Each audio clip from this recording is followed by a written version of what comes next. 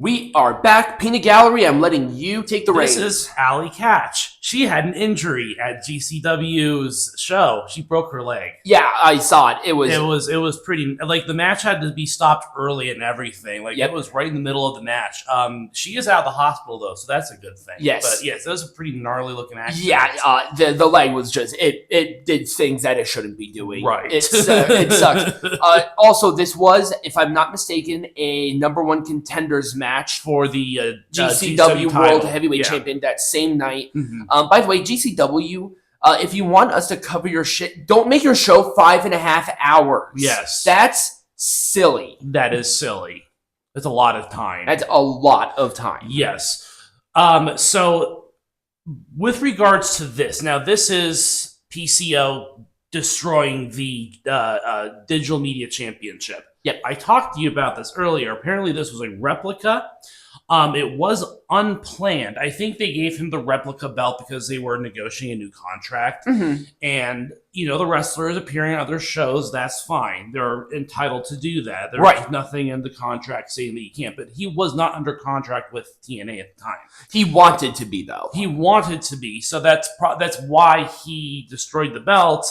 But they kept the belt. And obviously the belt is back because Steph DeLander is back. So, was the promo a work or a shoot? It was a shoot. This was a shoot. This was definitely not something that TNA had planned. This is why I wasn't. That's why I didn't mention it, because Mhm. Peanut Gallery was going to mention it, and I wasn't sure if it was a work or a shoot. From my understanding, people in TNA were not very happy.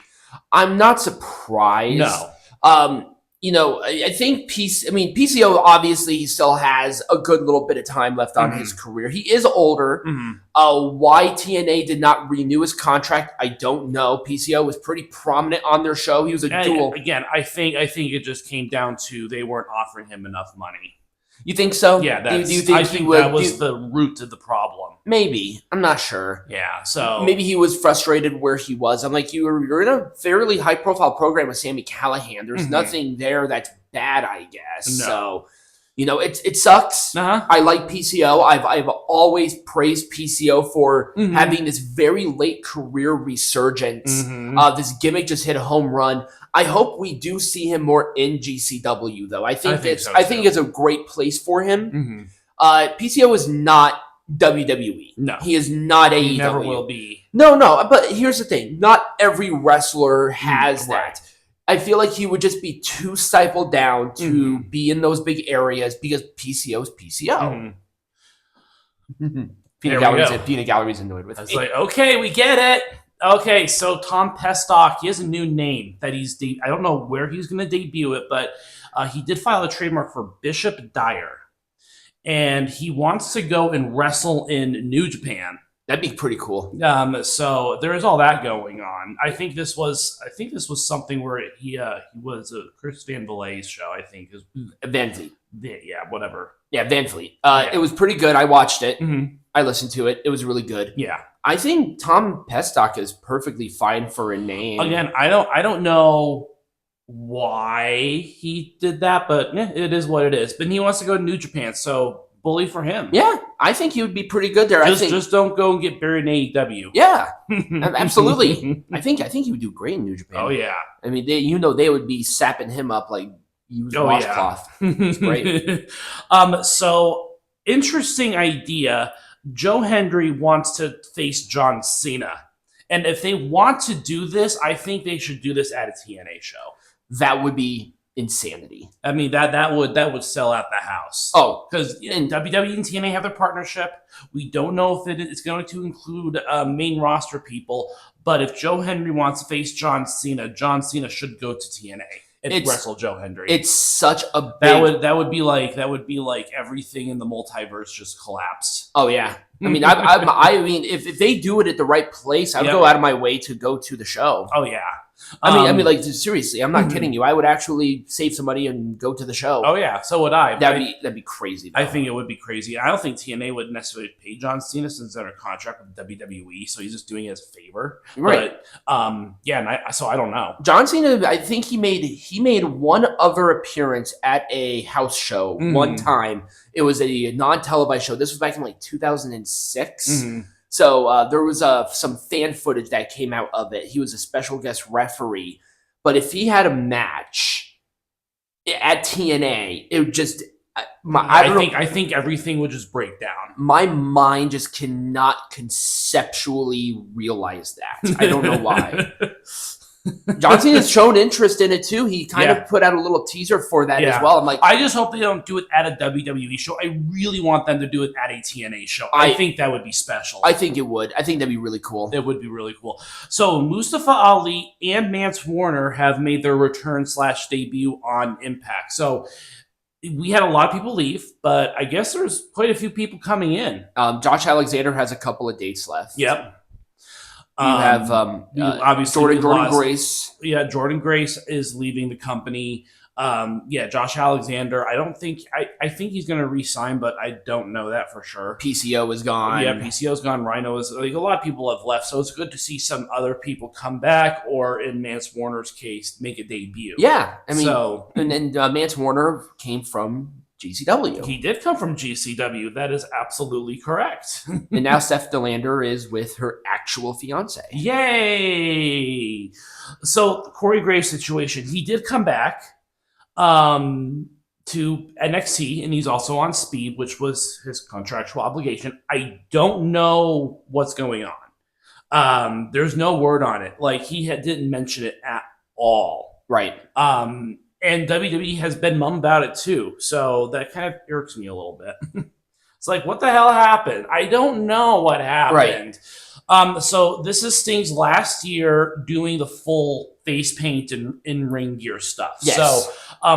So if you want to see Sting looking like Sting and not Steve Borden, you must do it this year. Yep, because he will from after this. I mean, it takes, I don't know how many hours it takes to apply that face paint, but it's a lot. Right. And he's not a spring chicken. I'm pretty sure he's gonna start winding down doing public stuff. I know one of his kids is training to be a wrestler right now. Yeah. I'm not sure about the other one. I know they were both in football. So they look so much like him. I know. It is really crazy.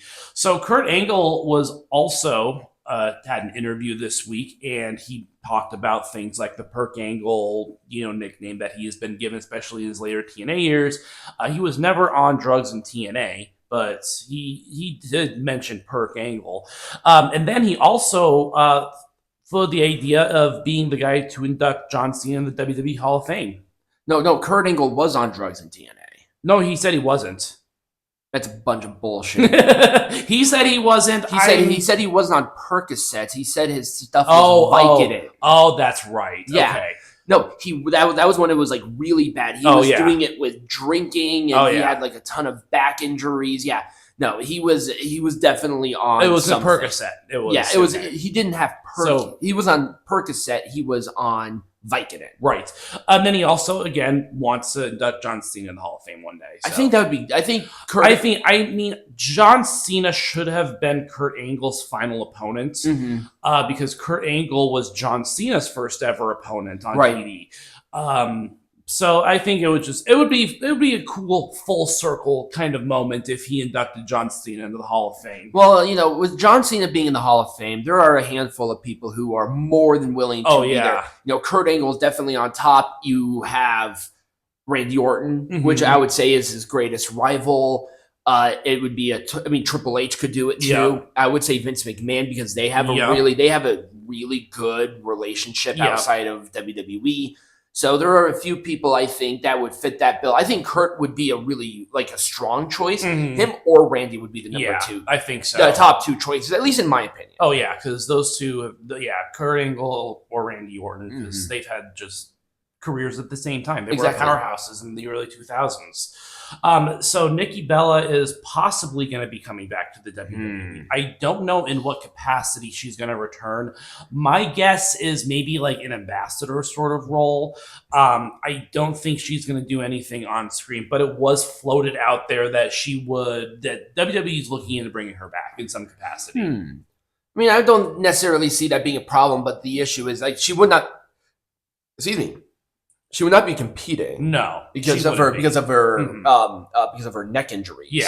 So I think that'd be an interesting choice for a person to come back. Yeah, it's been very significantly discussed from the understanding. Yes, that's what I heard. Yeah. So the whole problem with Alexa Bliss. So the reason that she didn't return, she was supposed to return at the Netflix premiere. Okay. But she didn't because there are some contract issues. She wants a better contract than what she is getting right now. Interesting. And so they're kind of at an impasse for that at the moment. But yeah, she was supposed to come back at the Netflix premiere and do stuff with the Wyatt Six. Yeah. So, so that's kind of unfortunate. But we have Royal Rumble coming up, and generally they like to do like returns at the Royal Rumble. Yeah, because we got Charlotte Flair coming back at the Royal Rumble. Yep. So I made a video on her. She looked kind of weird. Yeah, I said that she looked like she was melting. Well, I blame the editing team. It was so highly edited. It's like Jesus Christ. So the reason that Hulk Hogan did not come back to the WWE, he did have a family thing. Yes, you moron. Yes, like his daughter gave birth to twins like 3 days before the event happened. He was on grandpa duty. Yes. So the people are like, "Oh, he was totally BSing that." No. Just no. Well, luckily that shit got shot down almost immediately. It's like you don't have to like the guy. It's like the dude obviously is now a granddad. And I don't think he ever was in the plans for going to Saturday. I never heard anything about him going to it. So it's like, I don't know. Right. So WWE did sell their building, the Titan Towers. Yep, it's going to be apartment complexes. Yes, it is. They're going to build studio apartments. So are they going to tear down the existing structure and then rebuilding it? I don't think so. I think it's going to just be an interior rebuild. I would love to have like a studio apartment, like just pay rent on it. I probably wouldn't live there, and have it where Vince and have it where Vince McMahon's office was, and I would call it the office. That would be fucking cool. So that's exciting for WWE. I think they sold it for like $3.45 million or something like that. I don't know. Let me check. I think it was 3.75 million. That was pretty close. Yeah. There's not much use for it. I don't know if they're gonna do a refurb. Where's their new headquarters? It's just like right down the street from where the old one was. It's right in downtown Greenwich. Oh, or Stamford, because they needed more space for the studios and stuff. Right. So they needed more room. Right. So that's why. Well, the Titan Tower, that's been the same building since like the 80s. Yeah. So that's kind of where that is. And then finally, Omos is going to return to the WWE, but he relinquished the tag team champion. He relinquished it? Mm-hmm, he did. He relinquished the GHC tag team title. I wonder why. I don't know. I thought it was an interesting choice, but I was actually sort of looking forward to seeing Omos doing a little more work in Japan. I was looking forward to that too. So this is kind of a surprising turn of events. Yeah, it is. With the Royal Rumble coming up, though, well, they like having him in the Royal Rumble. They like having him because he's a big guy. I do think he's a big boy. He should have done more dates in Japan, but WWE has their reasons for it. I would like to have seen it maybe a couple of months over there to really get it, because I watched a little bit of his work and there was fairly significant improvement from him in his work in Japan. So I'm like, yeah. So he gave it to Daga. So the champs are now Jack Morris and Daga, not Jack Morris and Omos. Interesting. I don't know if they were part of the same faction or what the situation. I think they are part of the same faction. I'm not 100% on cue with everything. Pro Wrestling Noah. Yeah, I'm not either. But yeah, that's kind of all I've got. So when we come back, we're gonna cover We're doing Genesis first. Excellent.